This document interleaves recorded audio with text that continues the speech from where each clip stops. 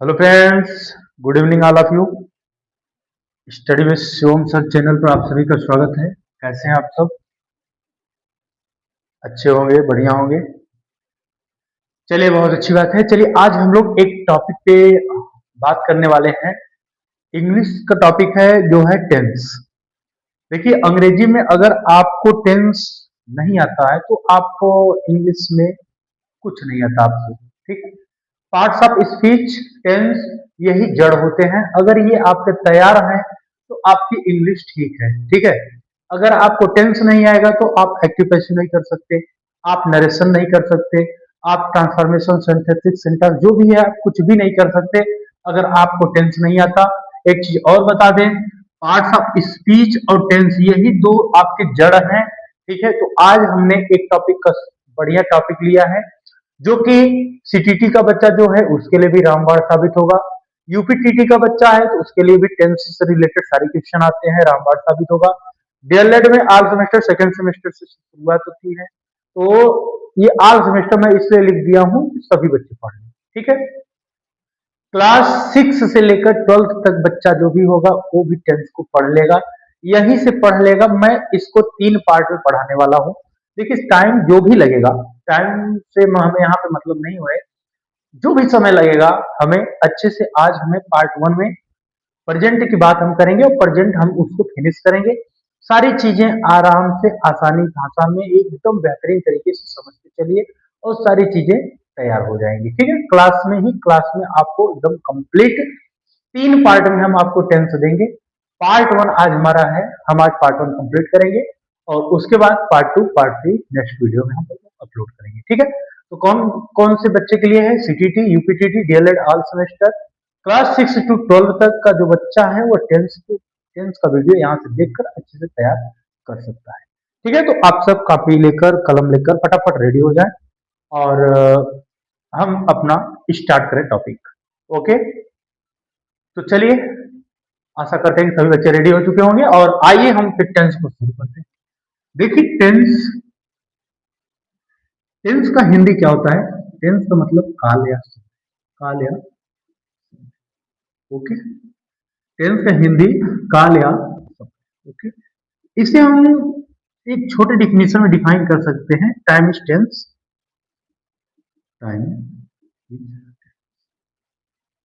Okay.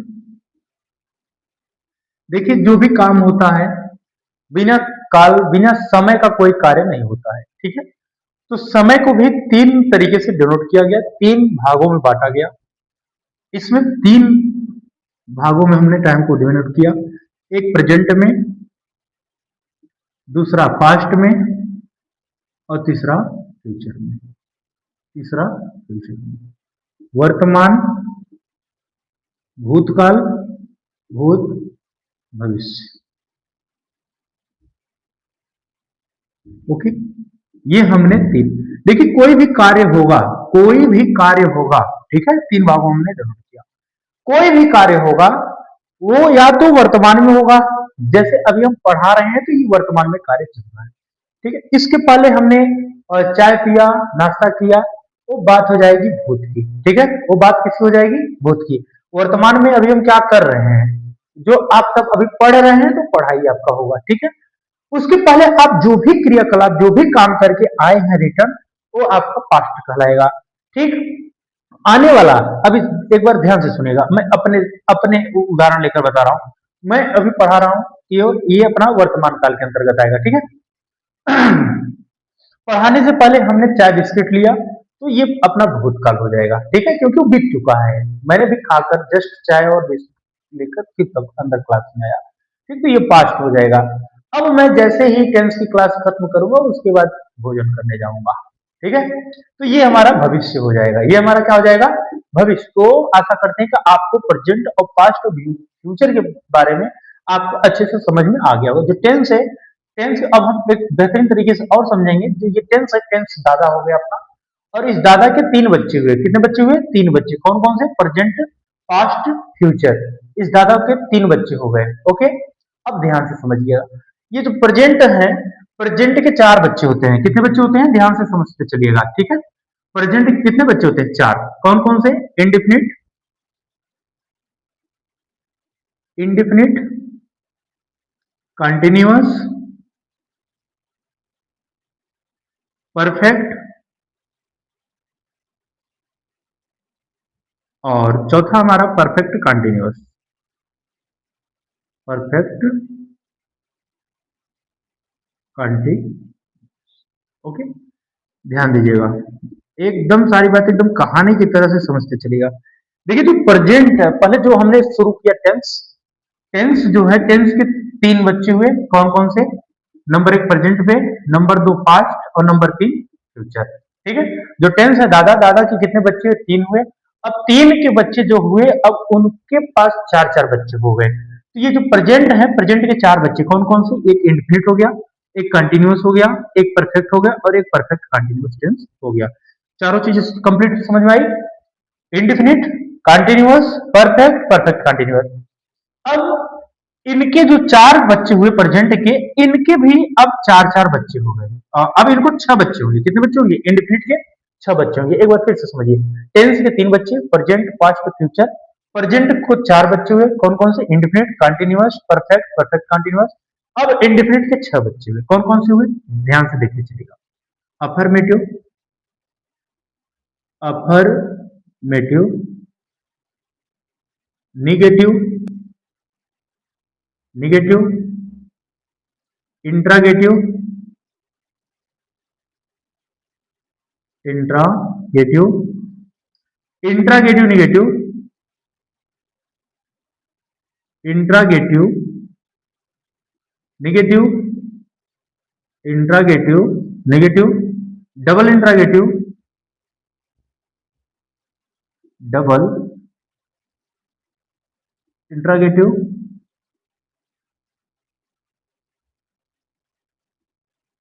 और अगला अपना छठा हो जाएगा डबल इंट्रागेटिव निगेटिव।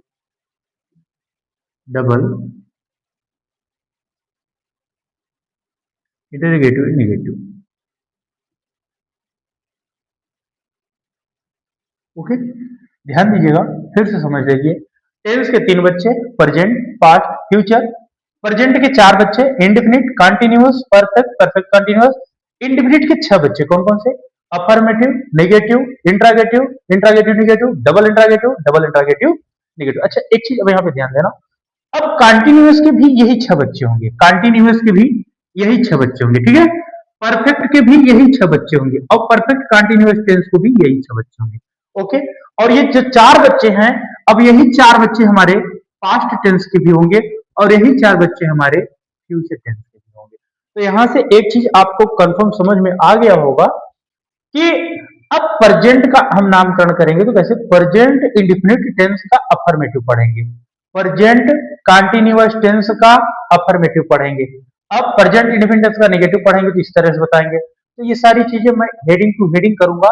अब आप इसका नाम इस तरीके से, present indefinite tense, present continuous tense, present perfect tense, present perfect continuous tense, past indefinite tense, past continuous tense, past perfect tense, past perfect continuous tense, future indefinite tense, future continuous tense, future perfect tense, future perfect continuous tense. इसके हम सब छह छह भाग पढ़ेंगे।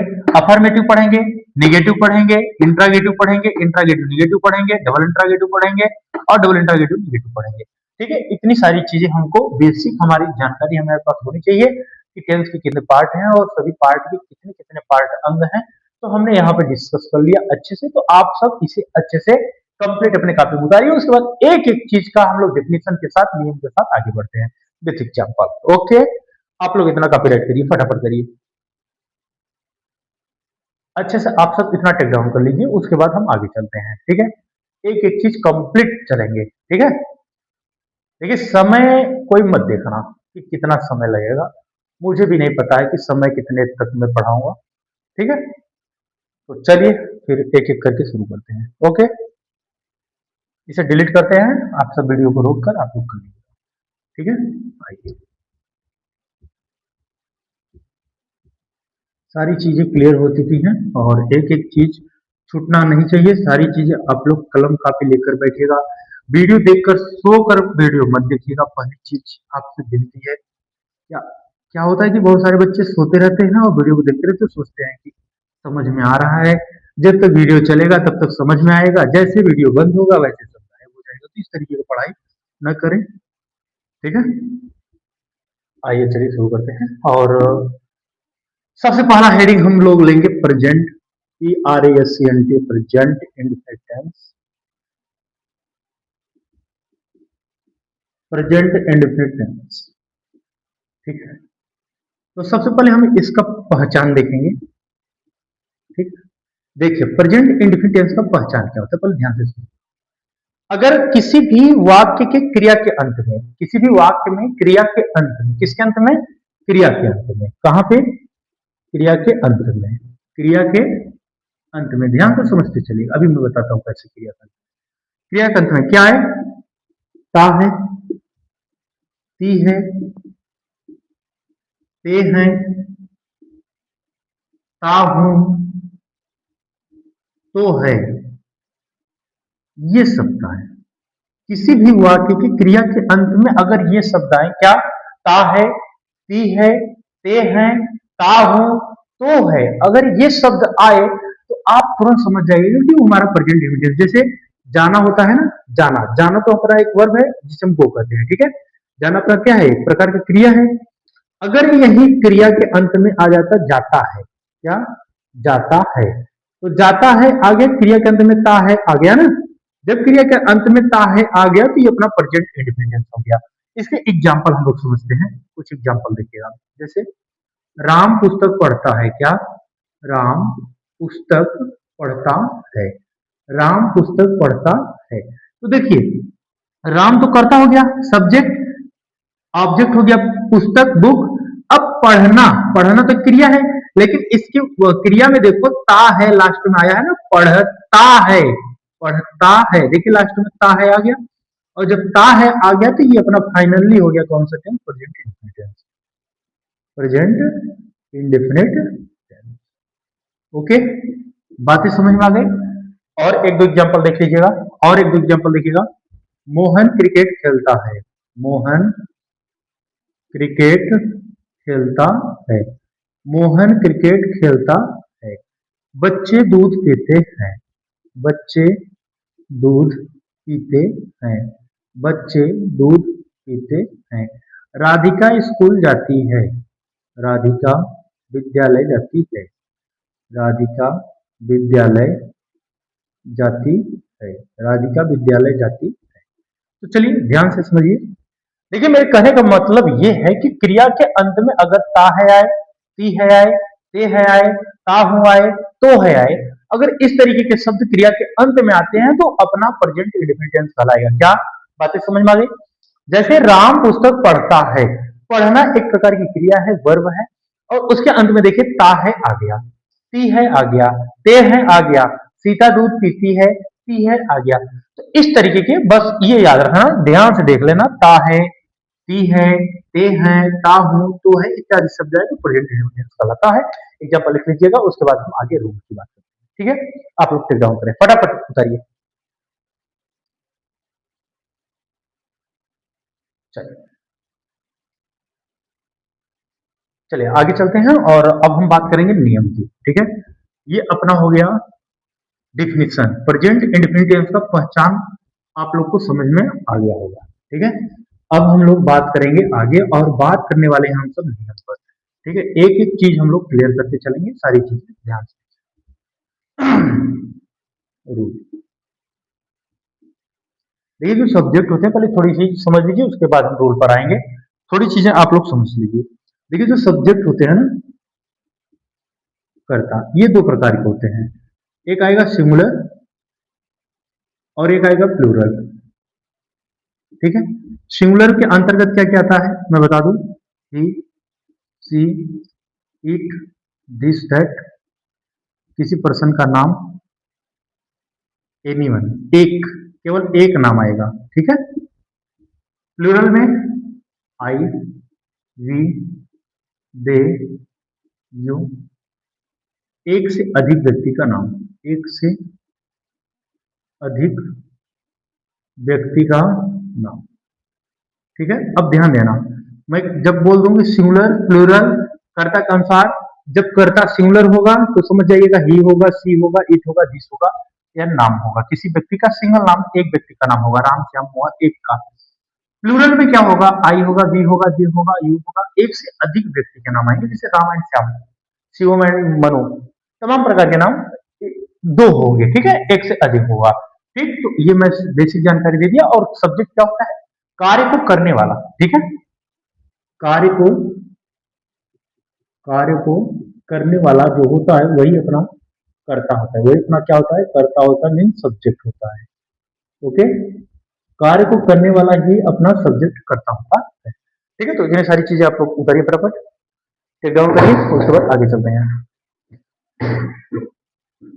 चलिए अब हम लोग बात करेंगे नियम पर, और एक एक नियम को हम लोग अच्छे से पढ़ते चलेंगे, थोड़ा फास्ट करेंगे, ठीक है।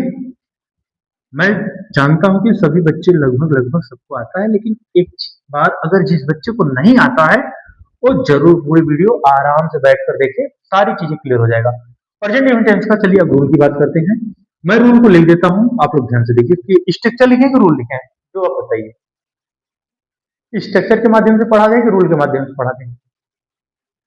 चलिए स्ट्रक्चर के माध्यम से पढ़ाते हैं, ओके। आइए, चलिए तो प्रेजेंट इंडेफिनिट टेंस का हम लोग रूल देखेंगे, अफर्मेटिव सेंटेंस का। किसका, अफर्मेटिव सेंटेंस, ओके। आइए स्ट्रक्चर पहले हम लोग सिंगुलर रूल का देखेंगे, ठीक है। सिंगुलर का रूल हम लोग देखते हैं, क्या सिंगुलर का रूल क्या कहता है, subject plus V5 plus other word, subject plus V5 plus other word, हम लोग इसकी बात कर लें। तो V5 का मतलब देखिए, कोई भी क्रिया होगा, एक मिनट समझ लीजिएगा यहाँ, उसके बाद आगे चलेंगे। कोई भी क्रिया होगी उसकी कितनी अवस्थाएं होती है, 5 अवस्थाएं होती है। कितनी अवस्थाएं होती हैं, 5। आइए ध्यान से देखते हैं। जैसे हमारे पास V1, V2, V3, V4, V5, ठीक। V1 जो होता है, जैसे हमारे पास गो एक क्रिया हो गया, ये V1 हो गया। V2 go went, V3 gone, V4 going, और V5 गोज, ओके। कोई भी क्रिया हमारे पास होगा उसकी कितनी अवस्थाएं होंगी सर, 5 अवस्थाएं होंगी। कितनी अवस्थाएं होंगी, 5 अवस्थाएं होंगी। जैसे हमारे पास गो जो है V1 क्रिया की पहली अवस्था है, तो गो का सेकंड फॉर्म क्या होता है, वेंट होता है। और गो का थर्ड फॉर्म क्या होता है, गॉन होता है। गो का फोर्थ फॉर्म क्या होगा, गोइंग होगा। गो का फिफ्थ फॉर्म क्या होगा, गोज होगा, ओके।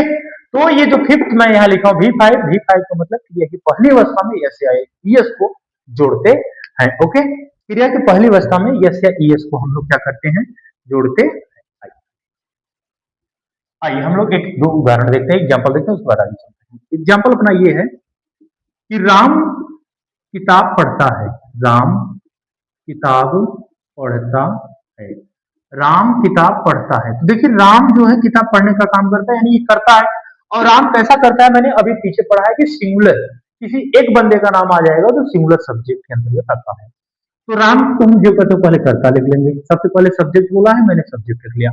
उसके बाद कह रहे हैं कि क्रिया की पांचवी अवस्था, पांचवी अवस्था आपको पता है कि एस या ई एस जुड़ता है। इसमें क्रिया का पता लगाओ, किताब तो ऑब्जेक्ट हो गया, तो ये पढ़ता है, मैंने बताया कि लास्ट में ता है आएगा, तो क्रिया है पढ़ता है। अब पढ़ने की स्पेलिंग क्या होती है सर, रीड होती है। क्या होती है, रीड। और हम लोग को बोला गया है V5 कर्ता एक वचन का है। देखिए सिंगुलर की बात हो रही है, यहाँ सिंगुलर रूल की बात हो रही है, प्लूरल की नहीं। तो इसमें यस लग जाएगा, तो राम रीड्स द, ओके। और एक उदाहरण देख लीजिएगा, मोहन मोहन दौड़ता है, मोहन दौड़ता है, तो क्या हो जाएगा, Mohan runs, Mohan runs, okay. तैयार। अफर्मेटिव का मैं, अफर्मेटिव सेंटेंस का प्रेजेंट इंडेफिनिट टेंस का अफर्मेटिव के सिंगुलर रूल को मैंने यहाँ पे करा दिया, ठीक है। तो एक वचन का करता है जो क्रिया की पहली अवस्था में यस यस या ईएस जुड़ेगा, बाकी जो का क्यों होगा, ठीक है। करता क्रिया की पहली अवस्था में यस यस जोड़कर अंत में कर्म की अंग्रेजी लिखते हैं। तो ये सारी चीजें क्लियर हो गई, आप लोग इसे टिक डाउन करिए, उसके बाद आगे चलते हैं। आइए हम लोग बात करेंगे अब इसके निगेटिव की। अभी निगेटिव नहीं सर, अभी सिंगुलर का रूल हुआ, अब हम लोग बात कर लेंगे प्लूरल, ठीक है। आइए हम लोग अब रूल की बात करेंगे प्लूरल की। देखिए जो सिंगुलर का रूल था, जो सिंगुलर का रूल था अपना, सिंगुलर के रूल में हमने V5 का यूज किया था। लेकिन जो प्लूरल होगा, subject plus V1 plus other, जो प्लूरल सब्जेक्ट आएगा तो प्लूरल सब्जेक्ट के साथ हमें क्रिया में यस या यस को नहीं जोड़ना है। आइए एग्जाम्पल देखते हैं। मैं किताब पढ़ता हूँ। मैं किताब पढ़ता हूँ। मैं किताब पढ़ता हूँ। आइए इसका क्या होगा, मैं किताब पढ़ता हूँ, इसका ध्यान से देखिएगा। मैं जो है अपना करता है तो मैं की अंग्रेजी आई, और पढ़ना उसके बाद बोला है भी1, पढ़ने की अंग्रेजी होती है रीड, आई रीड, और ऑब्जेक्ट लास्ट में जाएगा the book, I read the book. यहाँ पे यस या यस क्यों नहीं लगा, बिकॉज यहाँ पे हमारा सब्जेक्ट है प्लूरल। सब्जेक्ट कौन सी है, सब्जेक्ट प्लूरल है, इसलिए यहाँ पे यस या यस नहीं लगा। ओके, और एक दो एग्जांपल देख लीजिएगा। बच्चे मैदान में खेलते हैं। बच्चे मैदान में खेलते हैं। बच्चे मैदान में खेलते हैं। इसका क्या हो जाएगा, children, children play in the garden, in the garden. Okay, तो अफर्मेटिव आशा करते हैं कि आप सबको समझ में आ गया होगा। अगर नहीं आया होगा तो फिर कमेंट करिए, फिर देखेंगे। ठीक है, अफर्मेटिव के दो रूल मैंने बताया। अफर्मेटिव में सिंगुलर प्लूरल, तो सिंगुलर आप सबको पता चल गया कि सिंगुलर के अंतर्गत क्या आता है। ही आता है, सी आता है, इट आता है, दिस आता है, एक बंदे का नाम आएगा तो सिंगुलर। प्लूरल आई आएगा, वी आएगा, दे आएगा, यू आएगा, और एक से अधिक व्यक्ति होंगे तो प्लूरल हो जाएगा। तो मैंने दोनों रूल के स्ट्रक्चर, दोनों रूल के आपको मैंने एग्जाम्पल के माध्यम से समझा दिया। अब हम बात करेंगे नेगेटिव सेंटेंस की। तो प्रेजेंट इंडेफिनिट टेंस का नेगेटिव सेंटेंस तो हमारा हेडिंग होगा। ओके, हमने अफर्मेटिव को कंप्लीट कर लिया, डिफिनेशन के साथ हमने कंप्लीट कर लिया। अब आइए हम लोग बात करेंगे नेगेटिव की, और सारी चीजें ध्यान से देखिए। प्रेजेंट इंडेफिनिट टेंस का नेगेटिव सेंटेंस, नेगेटिव। ओके, तो रूल लिख लीजिएगा। जिस हिंदी वाक्य के, वाक्य के क्रिया के अंत में, क्रिया के अंत में, अंत में ता है, ती है, ते है, ता हूं, तो है, शब्द आए, शब्द आए, और और शब्द आए, और वाक्य के बीच में, वाक्य के बीच में नहीं शब्द का, वाक्य के बीच में नहीं शब्द का प्रयोग हुआ हो, प्रयोग हुआ हो, तो उसका अनुवाद करने के लिए, तो उसका अनुवाद करने के लिए, करने के लिए सबसे पहले, सबसे पहले कर्ता की अंग्रेजी, कर्ता की अंग्रेजी, फिर कर्ता के अनुसार, कर्ता के अनुसार, सिंगुलर, सिंगुलर कर्ता के साथ, सिंगुलर कर्ता के साथ डज, व प्लूरल कर्ता के साथ, प्लूरल कर्ता के साथ डू का प्रयोग करके, का प्रयोग करके, फिर नॉट, फिर क्रिया की पहली अवस्था, क्रिया की पहली अवस्था, और अंत में कर्म की अंग्रेजी लिखते हैं, अंत में कर्म के अंग्रेजी लिखते हैं। आइए इसका स्ट्रक्चर मैं लिख देता हूं। सब्जेक्ट प्लस डज या डू नॉट प्लस भी1 प्लस प्लस ऑब्जेक्ट कर लीजिएगा, ऑब्जेक्ट प्लस अदर। ओके, चलिए इतनी चीज आप लोग अच्छे से उतारिए, उसके बाद हम समझा देते हैं, उसका उदाहरण करवा देंगे। अब हम इसी तरीके से दो दो रूल दोनों को साथ में एक साथ करके हम लोग पढ़ाने वाले हैं, ठीक है। चलिए फटाफट फटाफट कंप्लीट करिए, क्योंकि देखिए टाइम के साथ आप लोग थोड़ा फास्ट करिए, ठीक है। तो आपको समझ में आ गया होगा कि प्रेजेंट इंडेफिनिट टेंस का नेगेटिव सेंटेंस क्या कर रहा है। जिस हिंदी वाक्य के क्रिया के अंत में ता है, ती है, ते है, ताहू, तो है, सब खाए और वाक्य के बीच में नहीं शब्द का प्रयोग हुआ हो, तो उसका अनुवाद करने के लिए सबसे पहले कर्ता की अंग्रेजी, फिर कर्ता के अनुसार सिंगुलर कर्ता के साथ डज व प्लूरल कर्ता के साथ डू का प्रयोग करके फिर नॉट का प्रयोग, फिर क्रिया की पहली अवस्था का और अंत में कर्म की अंग्रेजी लिखते हैं। सब्जेक्ट प्लस डज या डू प्लस नॉट, मैं देखो एक साथ यहाँ पे लिख दिया हूँ, ठीक है। या नॉट कर लीजिए, यहाँ पर भी कर लीजिए, डज नॉट या do not plus V1 plus object plus other. Okay, तो यहाँ तक क्लियर हो गया। आइए हम इसे डिलीट करते हैं और आप लोग वीडियो को रोककर टेक डाउन कर लीजिएगा। ओके, अब हम लोग इसकी देखेंगे एग्जाम्पल, ध्यान से देखते चलिएगा। अब हम लोग इसके देखने वाले हैं एग्जाम्पल। ओके, आइए ध्यान दीजिएगा, एग्जाम्पल समझिएगा। अध्यापक, अध्यापक अंग्रेजी अंग्रेजी नहीं बोल रहे हैं। ओके, तुम अंग्रेजी नहीं पढ़ रहे हो, तुम अंग्रेजी नहीं पढ़ रहे हो। भैया सॉरी, ये आप घुस गए कंटिन्यूअस में और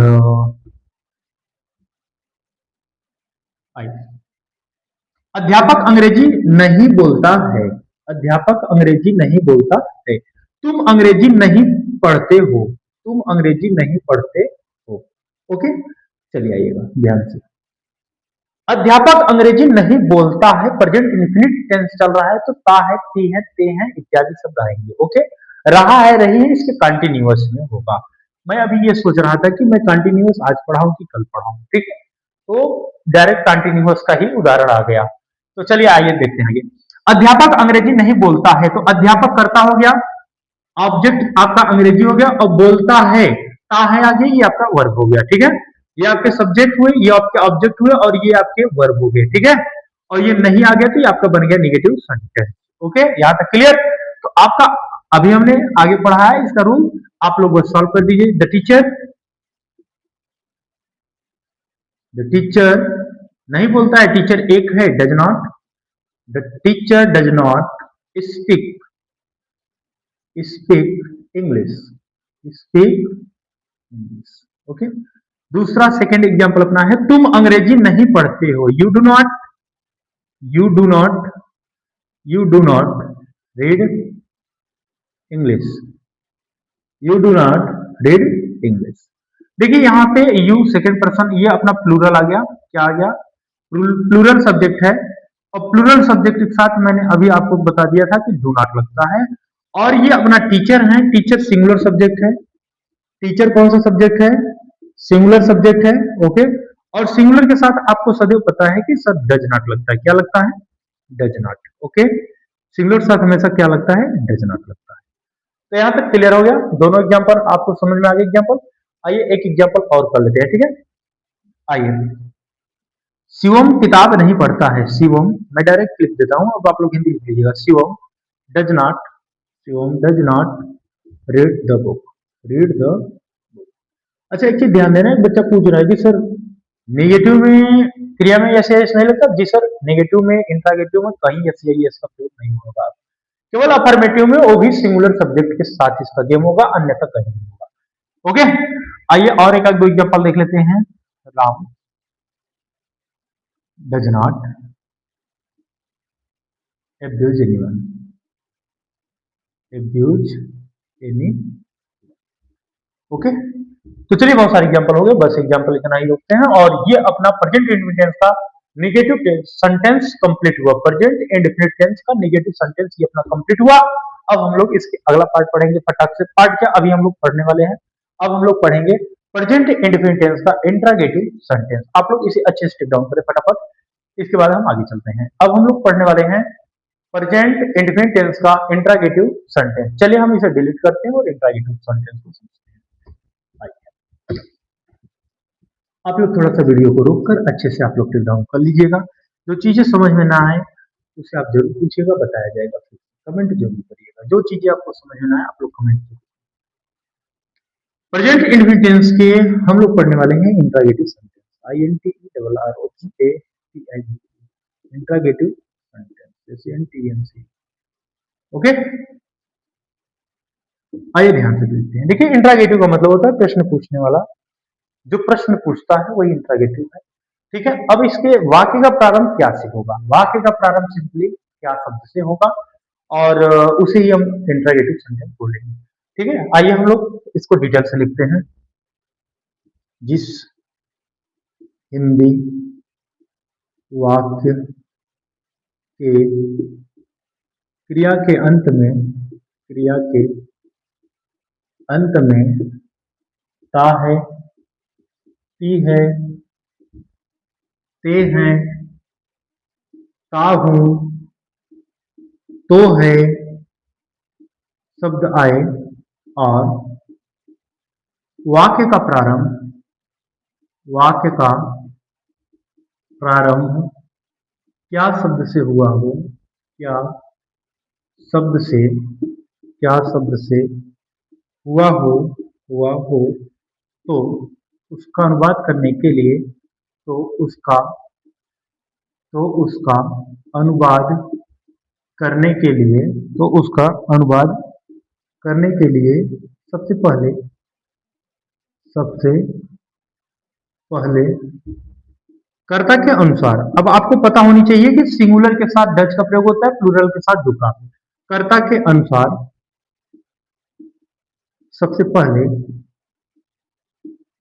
सबसे पहले डज या डू, डज या डू, फिर कर्ता, फिर क्रिया की पहली अवस्था, क्रिया की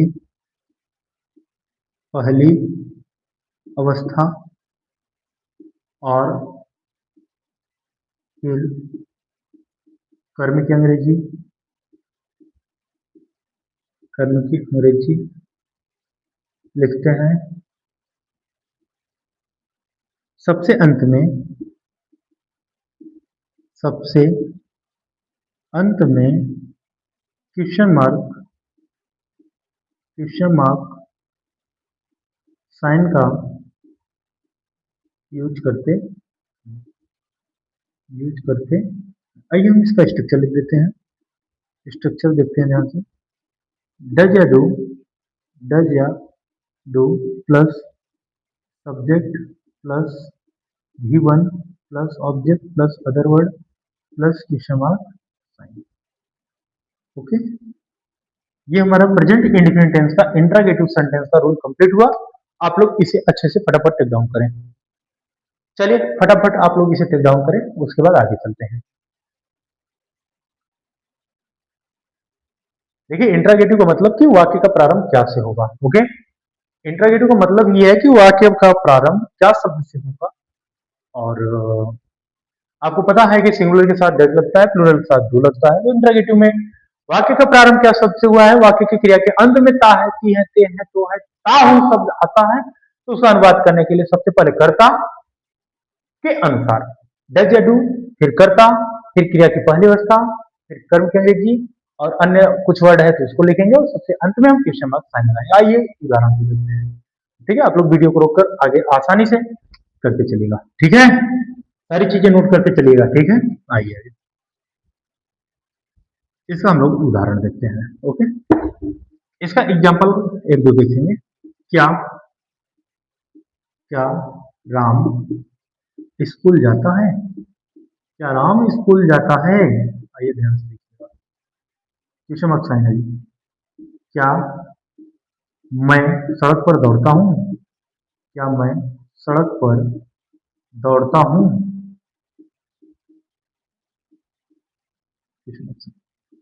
क्या तुम लोग अंग्रेजी बोलते हो? क्या तुम लोग अंग्रेजी बोलते हो?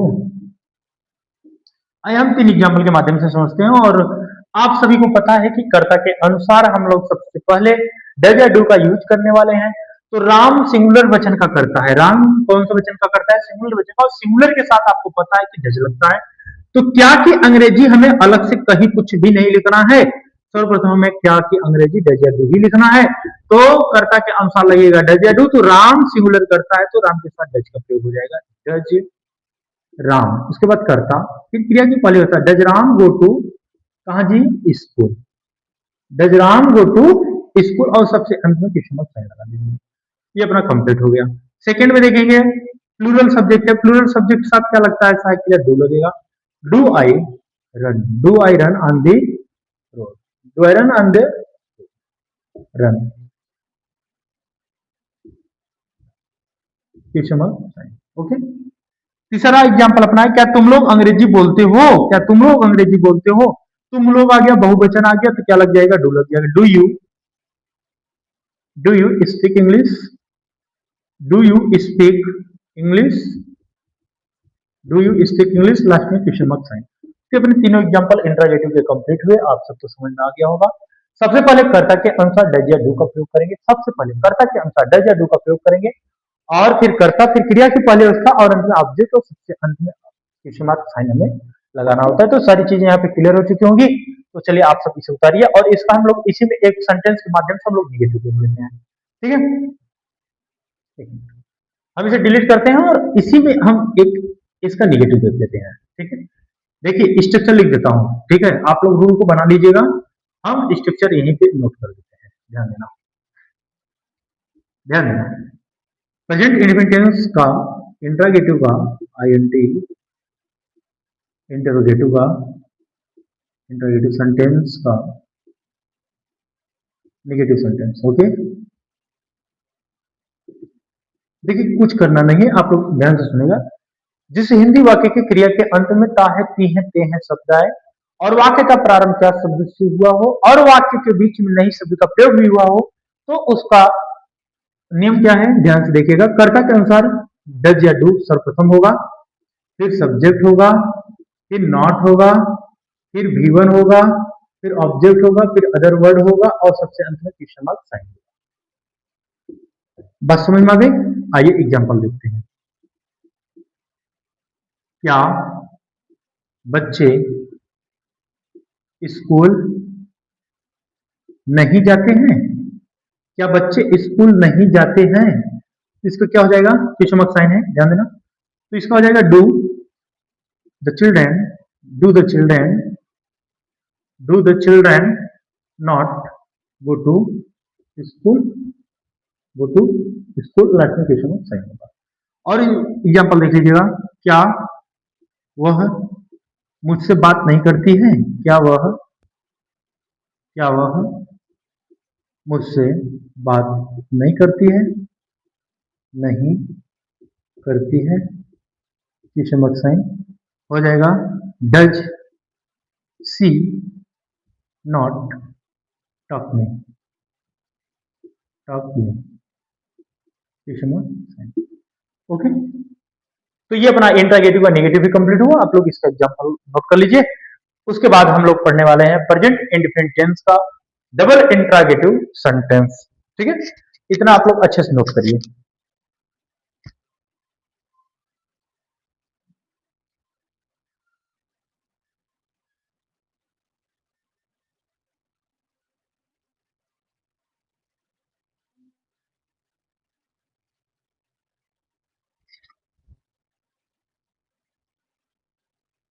चलिए दोस्तों, यहां तक हो गया होगा। उसके बाद अब आगे चलते हैं। ठीक है, चलिए इसे हम डिलीट करते हैं और डबल इंट्रागेटिव को ध्यान से देखते हैं।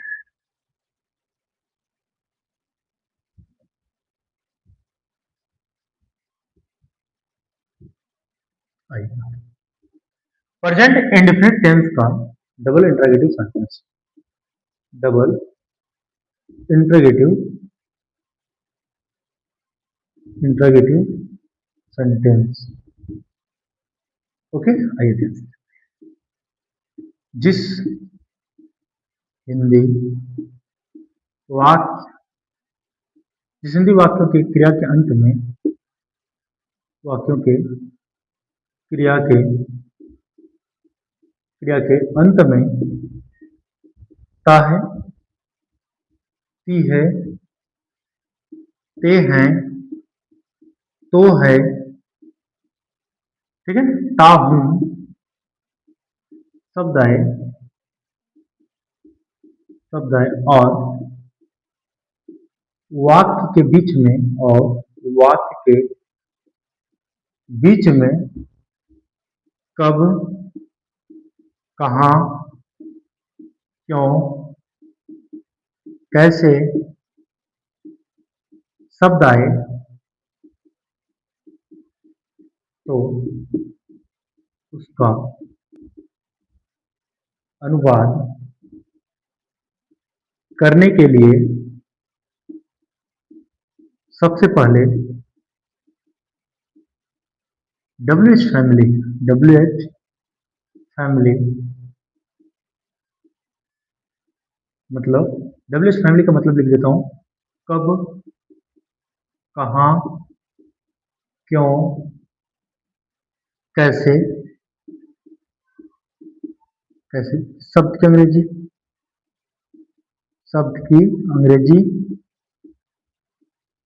फिर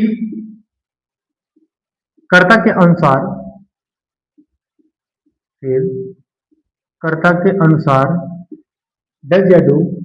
डज या डू, फिर कर्ता, फिर क्रिया की पहली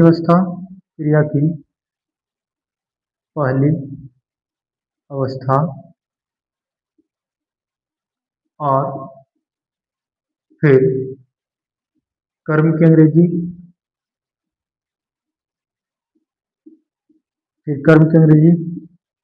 और अंत में और सबसे अंत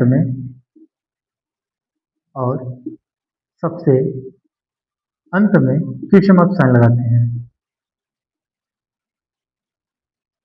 और सबसे अंत में क्वेश्चन मार्क साइन लगाते। आइए हम इसका स्ट्रक्चर लिख देते हैं और फिर एग्जाम्पल को समझाते हैं। सबसे पहले हमें WH फैमिली की अंग्रेजी लिखना है। किसकी अंग्रेजी? WH फैमिली शब्द की अंग्रेजी। उसके बाद कर्ता के अनुसार डज या डू होगा, उसके बाद सब्जेक्ट होगा, उसके बाद क्रिया की पहली अवस्था होगा, उसके बाद ऑब्जेक्ट होगा, फिर अदर वर्ड होगा, कुछ भी शब्द आएगा, उसके बाद क्वेश्चन मार्क साइन। ओके, ये स्ट्रक्चर आप सब नोट कर लीजिए। रूल को आप लोग अच्छे से फटाफट डाउन करें और स्ट्रक्चर को साथ में लिखें। देखिए, जो डबल इंट्रागेटिव सेंटेंस होता है, डबल इंट्रागेटिव सेंटेंस का मतलब यही होता है कि कब, कहां, क्यों, कैसे शब्द आएगा, लेकिन वाक्य के बीच में आएगा। डेफिनेशन आपके वही है, ता है, ती है, ते हैं शब्द आएगा और वाक्य के बीच में कब, कहां, क्यों, कैसे शब्द आ जाए तो वही आपके डबल इंट्रागेटिव सेंटेंस कहलाएंगे। और इसका अनुवाद करने का नियम यही है कि सबसे पहले कब, कहां, क्यों, कैसे शब्द की अंग्रेजी, यानी डबल इंट्रागेटिव शब्द की अंग्रेजी हमें जो WH फैमिली वर्ड होगा उसको पहले लिखेंगे, फिर कर्ता के अनुसार डज या डू का प्रयोग, अगर सिंगुलर करता होगा तो डज लगेगा, प्लूरल सब्जेक्ट होगा तो डू लगेगा। फिर कर्ता लिखेंगे, फिर क्रिया की पहली अवस्था, उसके बाद कर्म करेंगे, सबसे अंत में हमें जो है क्वेश्चन मार्क की साइन लगानी है। यहाँ पे मैंने लिख दिया है structure, WH family plus does या डू, फिर सब्जेक्ट, उसका वर्क, क्रिया की पहली अवस्था, फिर object, other work, plus question mark sign. ठीक है, तो चलिए आप लोग वीडियो को थोड़ा सा रोक कर कुछ टाइम के लिए आप लोग अच्छे से रूल को टेक डाउन कर लीजिएगा। आइए हम लोग इसका उदाहरण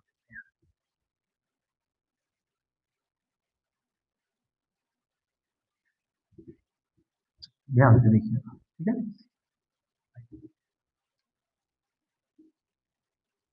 तुम कहाँ रहते हो? तुम कहाँ रहते हो? Question mark. देखिए, लास्ट में रहना एक प्रकार का क्रिया है और उसी के अंत में ते हो आ गया, तो आप क्लियर हो गए कि बीच में कहां शब्द आया और लास्ट में ते हो आ गया, तो ये हमारा प्रेजेंट इंडिपेंडेंस का डबल इंट्रागेटिव सेंटेंस हो गया।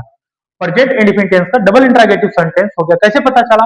वाक्य के अंत में ते हो भी आ गया, ता है, ती है, ते हो आ गया और उसके बीच में वाक्य में कब, कहां, क्यों, कैसे शब्द आ गया। तो इसका अनुवाद करने के लिए सबसे पहले कब, कहां, क्यों, कैसे शब्द की अंग्रेजी तो वेयर, उसके बाद कर्ता के अनुसार डैज या डू लगेगा। यहाँ पे प्लूरल सब्जेक्ट है, प्लूरल के साथ मैंने आपको पहले ही बता दिया कि डू लगता है, तो वेयर डू। उसके बाद कर्ता, कर्ता तुम है, वेयर डू यू। उसके बाद रहना के अंग्रेजी होता है live, where do you live, और लास्ट में क्वेश्चन मार्क साइन। तो ये बन गया आपका सेंटेंस, वेयर डू लिव, आप कहाँ रहते हो, तुम कहाँ रहते हो, ठीक है। और हम और कर सकते हैं वाक्य, राम पुस्तक क्यों पढ़ता है, राम पुस्तक क्यों पढ़ता है, राम पुस्तक क्यों पढ़ता है, तो इसका हो जाएगा why does Ram read the book, read the book, read the book, सबसे अंत में क्वेश्चन मार्क साइन। तो क्लियर हो गया आपका डबल इंट्रागेटिव सेंटेंस, क्लियर हो गया। आप लोग 2 एग्जांपल उठा लीजिए, फटाफट थोड़ा सा हाथ बढ़ाइए, ठीक है। और अब हम लोग पढ़ने वाले हैं डबल इंट्रागेटिव के नेगेटिव सेंटेंस, और आज हम लोग केवल प्रेजेंट की ही पार्ट खत्म करेंगे। कल हम लोग आज प्रेजेंट इनफिनिट कंप्लीट हुआ, कल हम लोग क्या करेंगे कि कल प्रेजेंट को पूरे खत्म कर देंगे, लगभग लगभग कोशिश पूरी रहेगी, ठीक है। क्योंकि अब मैं सोच रहा हूँ कि पार्ट 3 में ही कंप्लीट कर दिया जाए, और ऐसा कोई बाउंडेशन नहीं है। चलिए हम लोग आराम से देखते हैं, और 4-5 भी हो जाएगा तो कोई दिक्कत नहीं है, लेकिन सारी चीजें क्लियर होनी चाहिए। तो आज हम लोगों ने प्रेजेंट इंडेफिनिट टेंस का पार्ट 1 में हमने पढ़ा सारी चीजें, इसका इंट्रोडक्शन हो गया हमारा। उसके बाद हमने प्रेजेंट इंडेफिनिट टेंस को कंप्लीट कर दिया। प्रेजेंट इंडेफिनिट टेंस के 4 इंडेफिनिट हुआ, कंटिन्यूअस, परफेक्ट, परफेक्ट कंटिन्यूअस। हमने आज इंडेफिनिट के 6 भाग को पढ़ा, कौन कौन से, affirmative, negative, interrogative, interrogative negative, double interrogative. अब हम लोग पढ़ने वाले हैं डबल इंट्रागेटिव की नेगेटिव, और आइए हम स्ट्रक्चर के माध्यम से इसका रूल स्पष्ट करते हैं, और इसके बाद एग्जाम्पल को समझाते हैं। देखिए डबल इंट्रागेटिव का जो नेगेटिव सेंटेंस होगा, जो नेगेटिव नेगेटिव सेंटेंस होगा, इसको देखते हैं। नेगेटिव सेंटेंस होगा इसका, देखिए उदाहरण, पहले आप लोग स्ट्रक्चर लिख लीजिएगा। स्ट्रक्चर जो होगा इसका, सबसे पहले तो WH फैमिली होगा, WH फैमिली के बाद कर्ता के अनुसार, कर्ता के सब्जेक्ट के अकॉर्डिंग डज या डू, डज या डू, फिर सब्जेक्ट, फिर नॉट, फिर क्रिया की पहली अवस्था, फिर ऑब्जेक्ट, फिर अदर वर्ड, और सबसे अंत में क्वेश्चन मार्क। ओके, आइए एक एग्जांपल के माध्यम से समझते हैं। ध्यान देना, मोहन पुस्तक, मोहन पुस्तक क्यों नहीं पढ़ता है, मोहन पुस्तक क्यों नहीं पढ़ता है। तो आइएगा क्वेश्चन मार्क साइन है सर, क्योंकि अंग्रेजी हमें पहले लिखना है। वाई डज, करता एक वचन का है, मोहन है इसलिए डज लगेगा। वाई डज मोहन, उसके बाद डज का सब्जेक्ट, सब्जेक्ट बाद नॉट, मोहन नॉट क्या सर, रीड, क्या रीड द पुस्तक बुक, और सबसे अंत में क्वेश्चन मार्क साइन। तो मोहन पुस्तक क्यों नहीं पढ़ता है, तो why does Mohan not read the book. तुम लोग विद्यालय, तुम लोग विद्यालय क्यों नहीं जाते हो, तुम लोग विद्यालय क्यों नहीं जाते हो, तुम लोग विद्यालय क्यों नहीं जाते हो। तो इसका क्या हो जाएगा बताओ, why do you, why do you not, why do you not go to school, why do you not go to school. ये अपना प्रेजेंट इंडेफिनिट टेंस का डबल इंट्रोगेटिव सेंटेंस का, डबल इंट्रोगेटिव का नेगेटिव सेंटेंस अपना complete हुआ। तो ये आपका present indefinite tense finally finish हुआ। और कल हम लोग पढ़ने वाले हैं प्रेजेंट कंटिन्यूअस और प्रेजेंट परफेक्ट, कल हम दोनों को पढ़ेंगे, ठीक है। प्रेजेंट कंटिन्यूअस भी कंप्लीट करेंगे और प्रेजेंट परफेक्ट भी कंप्लीट करेंगे। तो चलिए हेडिंग लगाकर आप लोग छोड़ दीजिएगा प्रेजेंट कंटिन्यूअस टेंस और पहचान, हेडिंग करके छोड़ दीजिएगा, ठीक है। तो बताइए कैसा लगा, अगर आप सबको समझ में आ रहा है, जो चीजें मैंने आज बताया अगर आपको समझ में आ रही है तो अच्छी बात है। और थोड़ा सा मेरा एक रिक्वेस्ट है कि यदि आपको मेरी मेहनत पसंद आए तो आप लोग चैनल को सब्सक्राइब करिए, अपने दोस्तों यारों में शेयर करिए, और जो बच्चे जिसके घर कोई अगर गार्जियन देख रहे हैं तो आपसे विनम्र निवेदन है कि आप अपने बच्चे को जरूर सिखाएं, ये वीडियो चालू करके आप उनको जरूर बैठाएं, और वो बच्चा आसानी से बातों को समझेगा, ठीक है। और सारी चीजें बाइलिंगुअल है, आप लोग अच्छे से समझ सकते हैं, ठीक है।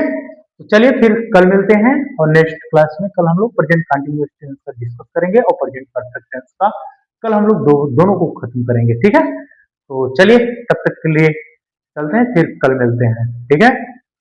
धन्यवाद। जय हिंद, जय भारत।